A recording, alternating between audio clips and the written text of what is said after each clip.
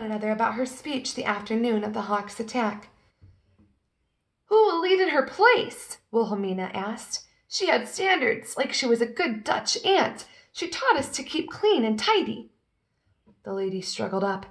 "I am not dead," she declared with a tremendous flap. She looked at the sky and flapped again. "Flying isn't everything. There's something to staying put where you're needed." The animals cheered, even the old one who yelled, "Hear, hear!" The lady looked at Wilhelmina. "I'm Muscovy. I am not Dutch." And by that she means she's Russian. She's not a Dutch person.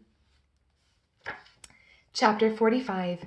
The Last Warm Afternoon of Autumn. That fall, Whittington and the lady trained his children. His son was named Fitzwarren. He'd named his daughter Mary Green. "Before the big snow comes, I'm going to take a trip," Whittington announced. "I have to see my boy again, the boy in my home before, the one that sent me away. I'm going to take Mary Green to him."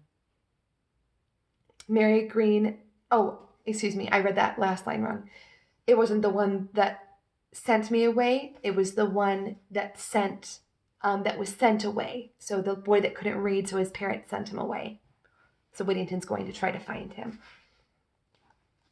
Mary Green nodded as if she'd known all along. The last warm afternoon of autumn, Ben, Abby, the lady, and Whittington sat out in front of the barn together. Ben knew how to stroke the cat's back to make him stretch and purr with pleasure. His purr was louder now, but it was still ragged.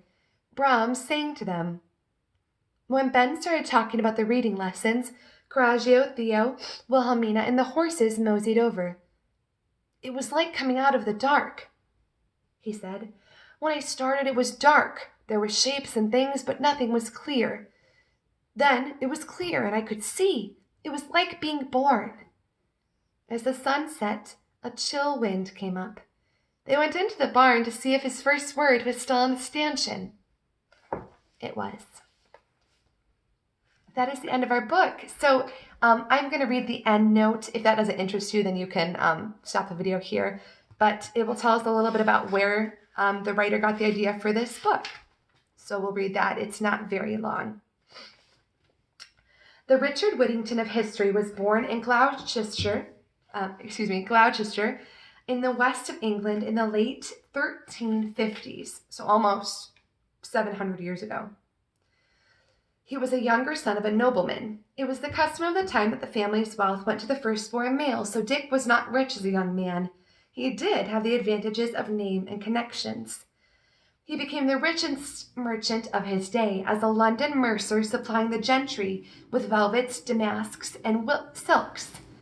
There is a record of his supplying King Henry VI with cloth of gold for his daughter's wedding. He loaned substantial sums to the kings of his time and was 3 times elected Lord Mayor of London. After his wife and daughter died, he decided to devote a large part of his fortune to public charities. The size of his bequests and the fact that most were devoted to aiding the poor led to his becoming a folk hero after his death. Money from his estate founded a college and an almshouse and contributed substantially to repairing Sir Bartholomew's Hospital and building a new library at Greenfriars.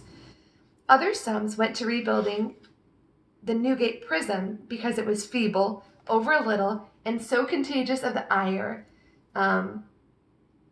that it has caused the death of many men. That was hard for me to read because it's written in Old English. And to tapping a spring in the bank of the city ditch to make it easy for people to get clean water at that place. He died in London in 1423. In the early 17th century, Whittington's name, still famous because of his generosities, got attached to a 13th century Persian folktale about an orphan who gained a fortune through his remarkable cat. A similar legend about a remarkable mouser is attached to the life of a 14th century Italian merchant named Francesco di Marco da Tini. If you were to want to look that up, you could look on Google and type in the Merchant of Prato, Prato. Dick Whittington and his cat first appeared together in a play now lost that was licensed in 1605. That same year, the history of Richard Whittington, of his low birth, his great fortune, as it was played by the prince's servants, and The Virtuous Life and Memorable Death of Sir Richard Whittington Mercer, sometime Lord Mayor, were published. Those two have been lost. So those are both some kind of book or play. The earliest surviving reference to his legend is found in Thomas Heywood's If You Know Not Me, You Know Nobody, published in 1606. The earliest form of the story in the British Museum collection is a black letter ballad of 1641. London's Glory and Whittington's Renown, or A Looking Glass for the Citizens of London, being a remarkable story of how Sir Richard Whittington came to be 3 times Lord Mayor of London, and how his rise was by a cat. Present-day versions appear in a book called The Blue Fairy Book by Andrew Lang, a book called Animal Stories by Walter de la Mare, and a book called Whittington and His Cat, and another called Dick Whittington by Ron P. Randall. And I think that's those might all be somewhat adult books, I just don't know. Entries for Richard Whittington appear in the Dictionary of National Biography and Encyclopedia Britannica. His era is described in a book called A Distant Mirror, The Calamitous 14th Century by Barbara W. Tuchman. The author got a lot of information on rats by many different books.